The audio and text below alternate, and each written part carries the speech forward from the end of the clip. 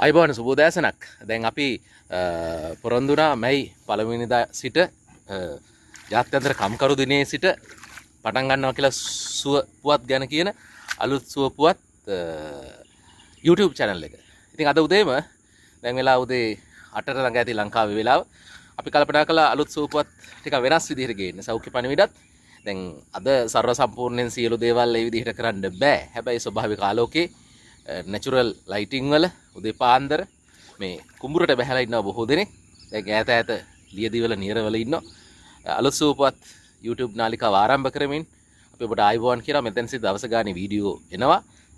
ඒ video සෙරකොට සමහරට ඔබට මා කතා කරાવી, සමහරට වෙන විශේෂඥයෝ කතා කරાવી. මේ ඈතට පේන අක්කර 100 ගාණක් වෙච්ච කුඹුරිය ආයිනා අද කතා කරන්නේ. අපිත් කුඹුරට බැහැලා ඔබට කියන්න පණිවිඩය තමයි අලුත් සුවපුවතක් විදිහට කිව්වට මේක මේ අලුත්ම නෑ.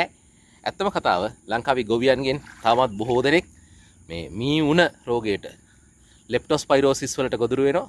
කුඹුරට බහින්න කලින් අද මෙතෙන්ට ඇවිල්ලා PHI මහත්තයරුත් එක්ක ගොවි නියාමකලා නැත්නම් ගොවි සංවිධානවල ලේකම්න සභාපතිලත් එක්ක අපි අර මී උණ වැළැක්වීමේ ප්‍රතිකාරය ලබා දුන්නා. ඒ නිසා අලුත් සුවපුවත් ආරම්භ කරන දවසේ ජාත්‍යන්තර කම්කරු දිනේ දවසේ කුඹුරට බැහැලා ගොවි කම්කරුවන් ගැන කතා කරන දවසේ අපි කියනවා ඔන්න අපේ පළවෙනි සුවපුවත අලුත් සුවපුවතක් නෙමෙයි. හැබැයි ඉතින් මේක හැමදාම පරණ වෙන්නෙත් නෑ.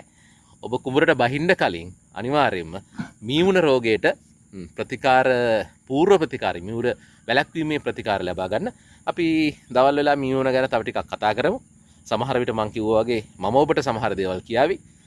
අවුරුදු 25ක විතර සෞඛ්‍ය ක්ෂේත්‍රයේ දැනුම තියෙන කෙනෙක් විදිහට සහ අවුරුදු 30ක මාධ්‍යවල හිටිය කෙනෙක් විදිහට දැන් නම් මේ වෙලාවේ මේ කියන්නේ මේ ගොවියන් එක්ක කුඹුරට බහලා ඉන්න ගොවියෙක් විදිහට ඔබ කුඹුරට බහිනවා නම් මියුණ වැළැක්වීමේ ප්‍රතිකාරය ගන්න.